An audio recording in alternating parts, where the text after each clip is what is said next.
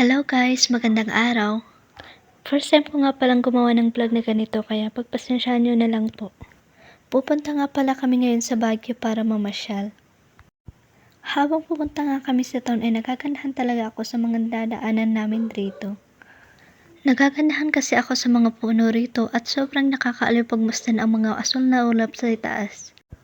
Pangatlong beses ko na nga palang nakapunta rito sa Baguio at grabe, sobrang ganda pa rin talaga nito. Nung pumunta nga pala kami dito ay sobrang traffic sa daan. Magpapasko na kasi kaya maraming tao rito.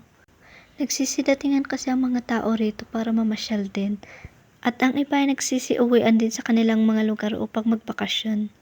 Malapit na nga pala kami sa pupuntahan namin. Pagkaraan lang ng mga ilang minuto ay nakarating na kami sa pupuntahan namin.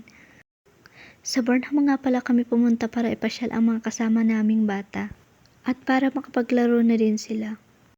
Hindi ko na naipakita pero naglatag kami rito ng tolda para may maupuan kami. Napakaganda nga rito sa playground na pinuntahan namin. Perfect ang pamasyalan rito dahil maraming puno at mahangin din.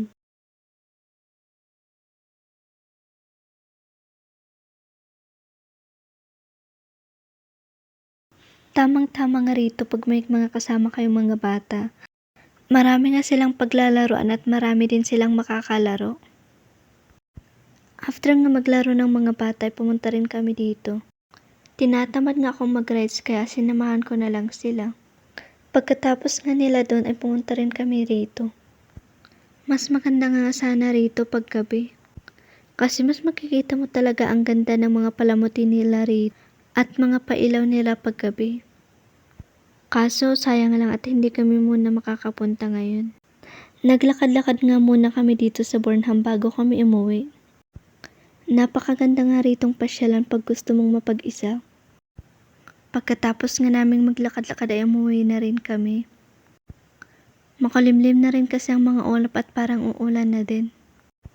Dito na po nagtatapos ang video. Salamat sa panonood.